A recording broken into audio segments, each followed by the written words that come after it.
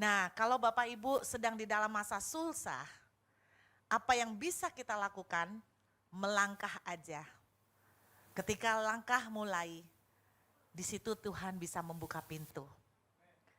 Tapi lihat gadis ini, dia ngalamin waktu dia ditawan, dia kasih tahu jalan buat tuannya supaya sembuh.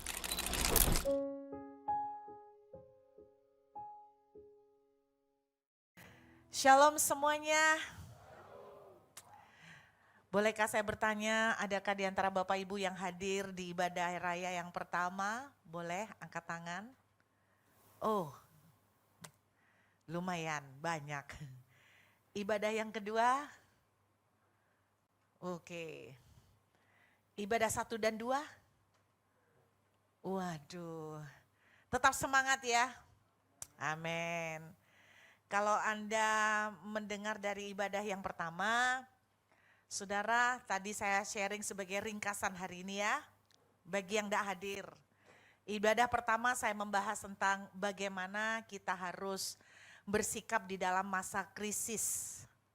Intinya di ibadah pertama kita harus tetap melakukan sesuatu yang bisa kita lakukan.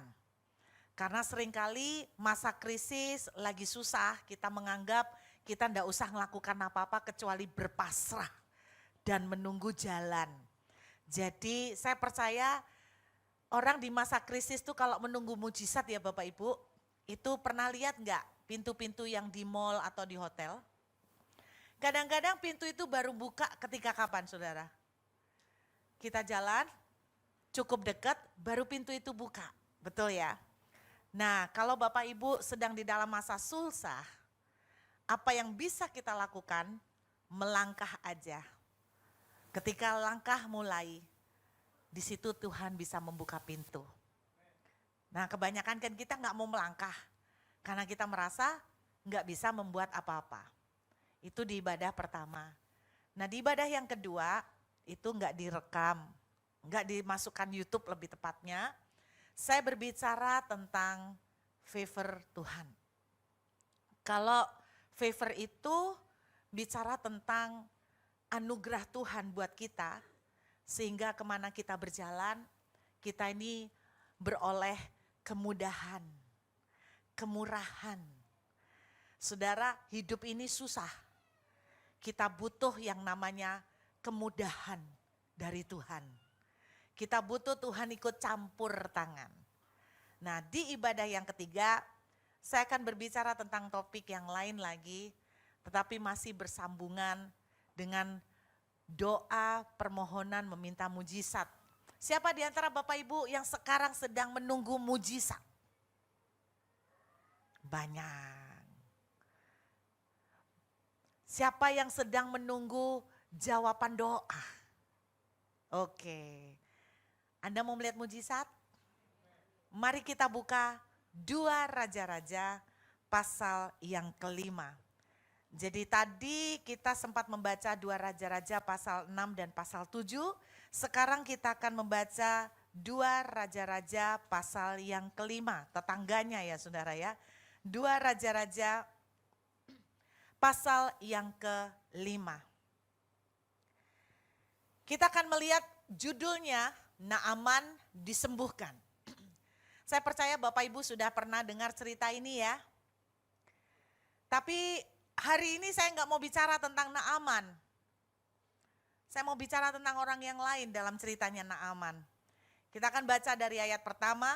Naaman panglima Raja Aram adalah seorang terpandang di hadapan tuannya dan sangat disayangi. Sebab oleh dia Tuhan telah memberikan kemenangan kepada orang Aram. Tetapi orang itu seorang pahlawan tentara sakit kusta. Orang Aram pernah keluar bergerombolan dan membawa tertawan seorang anak perempuan dari negeri Israel. Ia menjadi pelayan pada istri Naaman. Berkatalah gadis itu kepada nyonyanya, sekiranya tuanku menghadap nabi yang di Samaria itu, maka tentulah nabi itu akan menyembuhkan dia dari penyakitnya. Sampai sekian. Saya mau cerita bukan tentang Naaman. Saya mau cerita tentang seorang gadis yang tidak pernah kita tahu namanya sampai hari ini. Jadi saya juga nggak tahu namanya. Tapi yang menarik saudara, Alkitab menuliskan gadis ini mengalami nasib yang cukup nggak enak. Kenapa? Masih remaja, nyantai-nyantai. Tiba-tiba dia termasuk orang-orang yang diculik dan ditawan oleh musuh.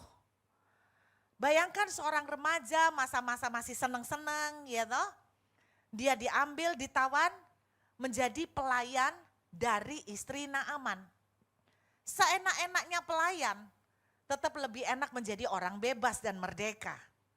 Jadi saya percaya gadis ini mengalami sesuatu yang buat dia bukan sesuatu yang menyenangkan. Tapi yang saya kagum Bapak Ibu. Coba Bapak Ibu tempatkan posisi seperti gadis ini. Anda ditawan musuh, lalu dijadikan pembantu. Alkitab tidak pernah menceritakan, bisa aja gadis ini anak keluarga yang cukup terhormat.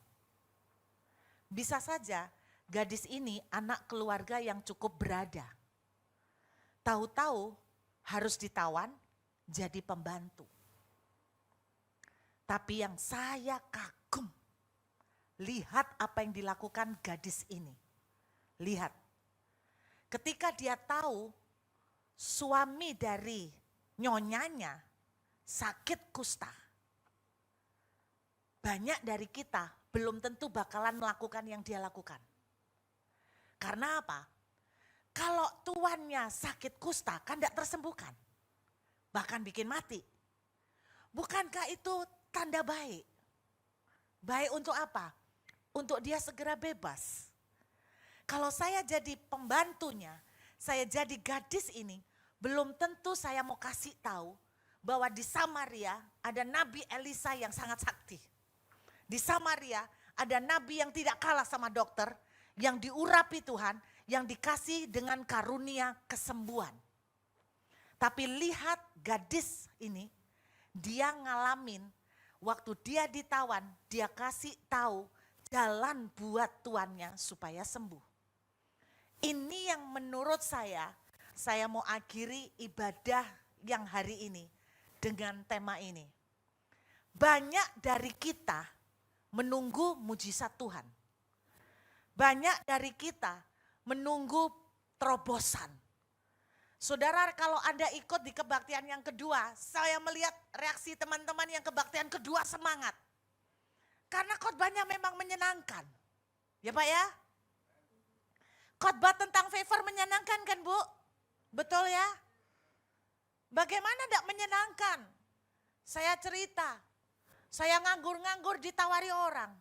Dibelikan rumah di Jepang. Menyenangkan kan dengan cerita begini? Coba kalau Bapak Ibu saya ceritain tentang penderitaan. Bu, saya sendiri sedang susah. Tapi kalau mendengar, wah keren ya. Belum saya cerita mujizat-mujizat yang lain. Bagaimana Tuhan menyediakan duit buat saya. Bagaimana Tuhan memberikan mujizat finansial. Bagaimana saya tepat waktu mau bayar uang sekolah anak tidak punya duit. Tiba-tiba Tuhan bisa gerakan seseorang yang jauh di luar sana. Dan dia berkata, saya tiba-tiba tidak bisa tidur. Terbayang wajah Ibu Ruth. Saya langsung disuruh Tuhan kirimkan duit. Cerita begini menyenangkan. Setuju ya? Saya juga senang kok. Anda kepingin mujizat-mujizat karya Tuhan yang dahsyat terjadi dalam hidup saudara. Tapi dengarkan baik-baik. Tadi di kebaktian yang dua saya bicara tentang favor. Favor itu mujizat bahasa sederhananya. Favor itu sesuatu yang tidak masuk akal, yang sebetulnya secara logika tidak mungkin. Orang lain sekarang jual properti susah. Tapi seorang agen properti jual propertinya laris sampai jadi rebutan. Itu favor. Menyenangkan khotbah seperti itu. Dan menyenangkan lagi kalau saya kasih tahu resepnya, tips-tipsnya bagaimana bisa mengalami itu. Saya mau mengulang tipsnya. Buka Mazmur 5 ayat 13. Ini enggak boleh dilupakan. Anda mau lihat mujizat? Tadi pagi ada seorang kenalan datang sekeluarga berlima, suami istri dan 3 anak. Mereka memeluk saya, wajahnya begitu ceria, mereka happy banget, mereka datang dari Serpong, bela-belain datang jam 10 tadi pagi. Mereka rangkul saya erat-erat, terharu. Kenapa saudara? Karena mereka mengalami pemulihan dan luar biasa terobosan dari Tuhan.